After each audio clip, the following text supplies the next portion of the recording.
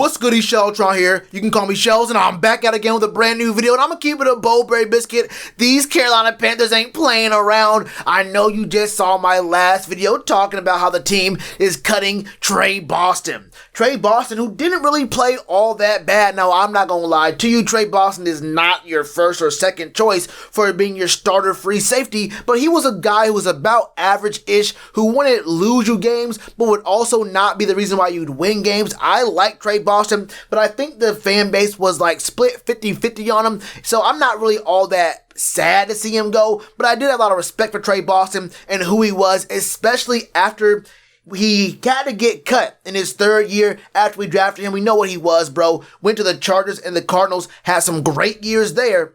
Didn't really duplicate those same performances with us, but he was still pretty solid. Fast forward to about 30 minutes later, we get even more news from the man Joe Person saying Panthers have also informed punter Michael Palardy and defensive end Stephen Weatherly they will be released per league sources, and first by Jay Fowler on ESPN. The Panthers are playing literally 0 games.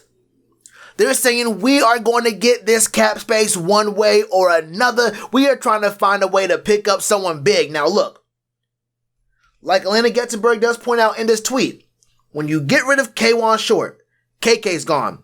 You drop Tre Boston, saving you $3.5 million when it's a June 1st designation to be a cut. You drop Stephen Weatherly, who was supposed to be pretty solid. I thought Stephen Weatherly was going to be pretty solid. He was not that good. Didn't he get hurt as well? So there's a lot of inconsistencies in our expectations of what we're going to get out of Stephen Weatherly and what we actually got out of him. And then Michael Palardy, the guy who I thought we were going to have as our punter, because I did see, look, I ain't going to lie to you, when I saw Joseph Charlton muff those 2 punts at practice. Now, look, I'm going to tell you right now, y'all know this about me right now. Look, I really don't care about kicking, field goal kicking, punting, kickoffs. I wish they would just not be in the game at all. I think kicking in general can be replaced by just going for 2 every time, not being a scared little punk, and actually going for it on 4th down, and just starting your drives at your own 20 or 25. Look, kicking is an important part of the strategy in the game right now, but let's be real. Kicking has no real place in football. It is different from 99% of how the game is played. That's a small little tirade, but the point is, Michael Palardy is now gone. Joseph Charlton is the only punter on the roster, and he had some really good punts last year, had some pretty good special teams plays on fakes last year, so I do got love for punt man Joey, or at least the amount of love I can have for a kicker in the game is what it is. But this move, to me, all these moves put together tell me the Panthers are gearing up to make some sort of move. Like Elena says later on in this same tweet, altogether the moves account for about $20 million in cap savings. Depends on what the exact cap ends up being, but Panthers are in $30 million range for space. Now look, as we all know, the cap is most likely going down for the 2021 calendar year. They just raised the floor $5 million, but that's not gonna mean nothing because look, the cap ceiling is coming down regardless, okay? The cap ceiling is going down regardless, so you have to make some pretty tough cuts. I don't think that Stephen Weatherly was a tough cut. Palardy wasn't a tough cut. KK really wasn't a tough cut. I think Tre Boston was on a very, very team-friendly deal, and he was playing decently well enough at free safety. He was an expendable piece that can give you some money on the back end, but you got to make moves when you can, and I wouldn't be all that surprised to hear that Justin Burris is the next man who gets cut either later on today or maybe even the coming days or weeks, bro. I 100% believe the Panthers are gearing up to sign some marquee free agent. I heard Pat Pete's out there. Now, I don't know. I heard Pat Pete's out there. Or perhaps they're looking to get more money so they can pay a guy they trade for. Now, I know there's a dude. It's a quarterback, right? Does this team have a quarterback? It's a quarterback out there, right? It's a quarterback out there. This team can maybe go ahead and get. Maybe they can go ahead and get a quarterback.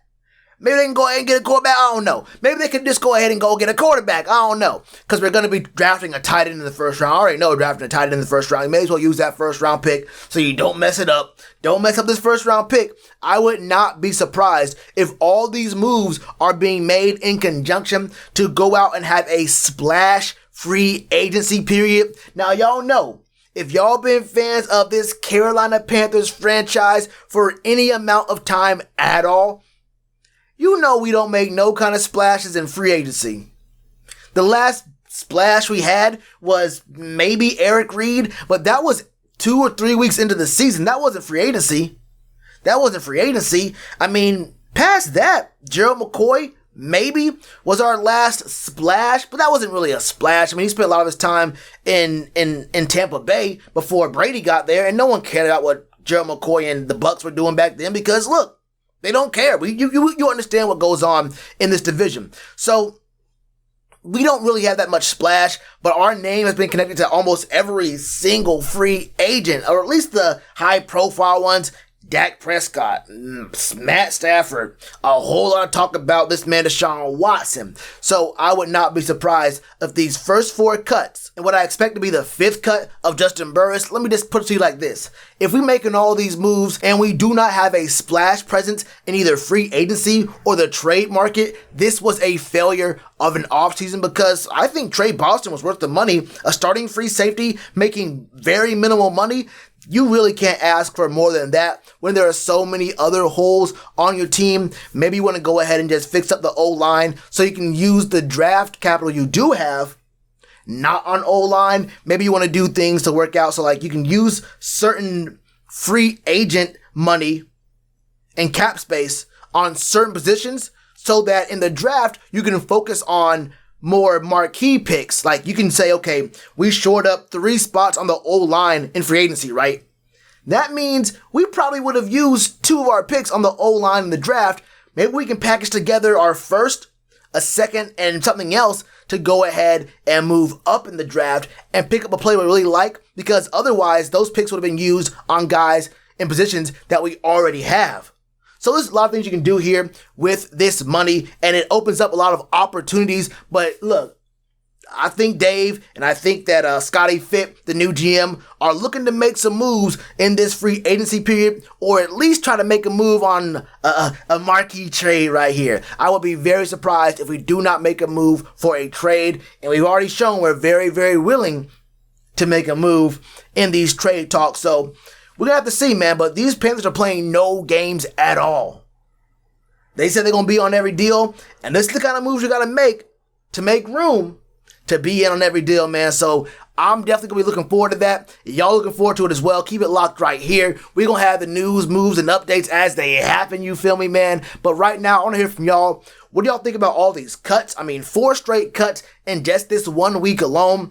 A 5th probably coming very, very soon. Do you think it's just to free up some money? Do you think it's to pick up a player in free agency? Or do you think we're making these moves to free up some money so that once we trade for a dude, okay, we have the money to actually pay him when he gets here?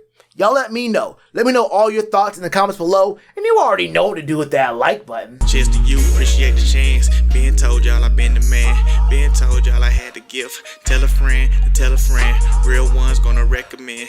Count this as another win.